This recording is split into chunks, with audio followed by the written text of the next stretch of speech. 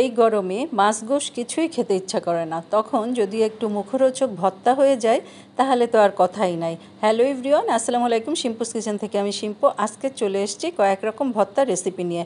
আমার এই রেসিপি যদি ভালো লাগে প্লিজ লাইক শেয়ার সাবস্ক্রাইব করতে ভুলবেন না। তবে চলুন দেখে নেওয়া যাক কীভাবে তৈরি করতে হয়। প্রথমে আমি উস্তে ভর্তা করে দেখাচ্ছি। এখানে আমি 3টা উস্তে নিয়েছি। উস্তেটা এইভাবে কেটে বীজটা ফেলে নিয়েছি আর একটা আলু ছিলে কেটে নিয়েছি। এখন আলু আর উস্তেটা অল্প একটু লবণ দিয়ে এটাকে আমি সিদ্ধ বসিয়ে দিব। একদম ভালো করে সিদ্ধ করে নিতে হবে। আলু আর উস্তেটা সিদ্ধ হয়ে গিয়েছে। আর এখন একটা প্যানে আমি সরিষার তেল দিব। ভর্তায় কিন্তু সরিষার তেল দিতেই হবে, নাহলে যেন ভর্তাটা সম্পূর্ণ হয় না। এখন আমি সরিষার তেলের ভিতরে বড় একটা পেঁয়াজ কেটে দিয়েছি আর কাঁচামরিচ আপনাদের পছন্দ মতো দিবেন। আমি 2-3টা দিয়েছি আর রসুন কুচি, একটা রসুন কুচি দিয়েছি। এখন ভালো করে এটাকে একটু লালচে করে ভেজে নিতে হবে। আর একটু লালচে করে আমি ভেজে নিয়েছি। আর এখন উস্তে আর আলু যে সিদ্ধ দিয়েছিলাম সেটা আবার এটার ভিতরে দিয়ে দিব। যেহেতু একটু পানি পানি ভাবটা যেন না থাকে, পানিটা যেন একটু টেনে যায়, এই জন্য ভালো করে আমি এই পেঁয়াজের মধ্যে উস্তে আর আলুটাকে দিয়ে আবার একটু নাড়াচাড়া করে নামিয়ে ফেলবো। আলু কিন্তু একদম ভালো করে সিদ্ধ হয়ে গিয়েছে।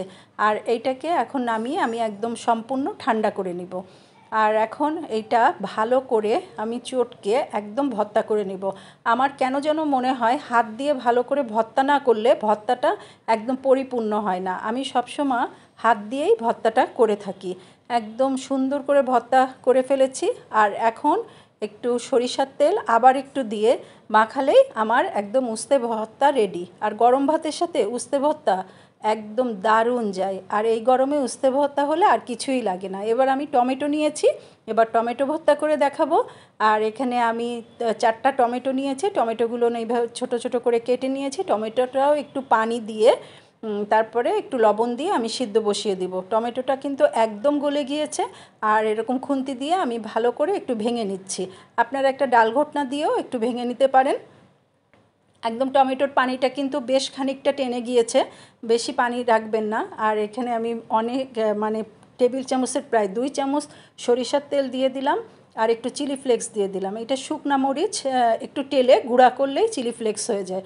আর এটা দিয়ে আমি ভালো করে নাড়িয়ে আবার নামিয়ে রেখেছি। আর একদম ঠান্ডা হয়ে গেলে আমি একটু পেঁয়াজ কুচি দিয়েছি। একদম ঠান্ডা হলে কিন্তু পেঁয়াজটা দেবেন, নাহলে পেঁয়াজটা একদম সিদ্ধ হয়ে যাবে। টমেটো ভর্তাটাও আমার একদম কমপ্লিট হয়ে গেল। দারুণ মজার টমেটো ভর্তাটাও আমার রেডি। টমেটো ভর্তা আর উস্তে ভর্তাটা হয়ে গেল। এবার করব চাল কুমড়ার বড়ি ভর্তা। বড়ি তো অনেকেই চেনেন আর অনেকে চেনেন না, সেজন্য আমি দেখিয়ে দিলাম। এইরকম বড়ি বাজারে কিনতে পাওয়া যায়। এই বড়িটাকে এবার ভর্তা করব। প্রথমে আমি বড়িটা অল্প করে একটু সরিষার তেল দিয়ে একটু লালচে লালচে করে ভেজে নিচ্ছি। ভর্তা করলে কিন্তু বড়িটা সুন্দর করে ভেজে নিতে হবে। আর একটু লালচে হলে আবারও আমি সরিষার তেল কিছুটা দিয়ে দিলাম, দিয়ে আবারও একটু ভেজে নিব।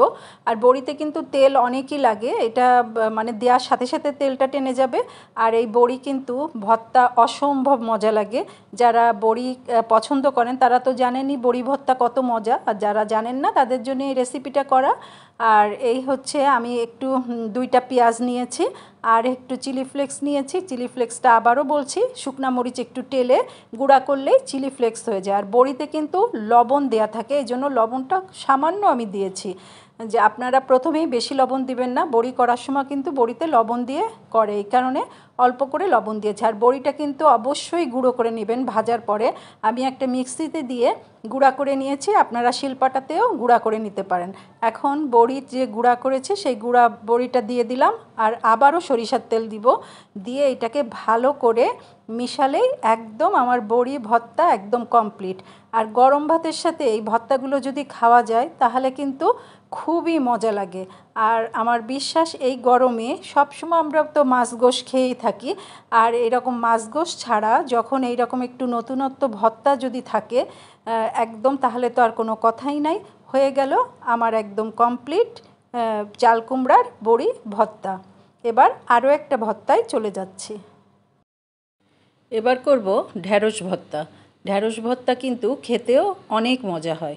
এখন আমি সরিষার তেল প্রায় টেবিল চামচের 2 চামচ দিয়েছি আর পেঁয়াজ দিয়েছি বড় দেখে একটা কুচি, আর 4-5টা মরিচ, কাঁচা মরিচ আর হচ্ছে কয়েক ফালি রসুন আর প্রয়োজন মতো লবণ দিয়ে দিলাম। এখন ভালো করে এই পেঁয়াজটাকে একটু লাল করে ভেজে নিব। ঢ্যাঁড়স কিন্তু আমরা সাধারণত সবাই খেয়ে থাকি, কিন্তু এরকম ভর্তা করে কয়জনে মানে খেয়েছেন আমি জানি না, কমেন্ট করে জানাবেন। আর হচ্ছে এই ভর্তাটাও খেতে অসম্ভব মজা হয়। এখানে একটু লালচে যখন হয়ে যাবে পেঁয়াজটা, তখন আমি ঢ্যাঁড়সটা ঢেলে দিব। এখানে প্রায় 7-8টা ঢ্যাঁড়স নিয়েছি, আর ঢ্যাঁড়সটা এত কচি ছিল এই কারণে আমি একদমই পানি দিইনি। এইটাকে একদম মৃদু আঁচে এটা ঢেকে ঢেকে আমি এটাকে নরম করে নিব, একদম ভাজা ভাজা করে নিব। আর আপনাদের যদি মনে হয় যে আপনাদের ঢ্যাঁড়সটা মানে সিদ্ধ হচ্ছে না, তাহলে সামান্য একটু পানির ছিটা দিয়ে ঢেকে দিতে পারেন। তবে একদম মৃদু আঁচে ঢেকে ঢেকে এই ঢ্যাঁড়সটা করতে হবে। আর এই ঢ্যাঁড়সটা আমার এখন কমপ্লিট হয়ে গিয়েছে, একদম নরম হয়েছে। আর এটাকে আমি একদম ঠান্ডা করে নিয়ে এখন ভর্তা করে নিব। এখানে সব কিছু দেয়া আছে, এই জন্যে আমার সব কিছু পারফেক্ট হয়েছে, আমি আর কিছুই দিব না। এখন ভালো করে এটাকে ভর্তা করলেই হয়ে যাবে আমার ঢ্যাঁড়স ভর্তা রেডি। আর এই ঢ্যাঁড়স ভর্তাটা খেতে কিন্তু অনেক মজা হয়। আর নতুন যারা রাঁধুনি তাদের জন্য বলছি, ঢ্যাঁড়স কিন্তু প্রথমে ধুয়ে তারপরে কেটে নেবেন, কাটার পরে কখনোই ধুতে যাবেন না।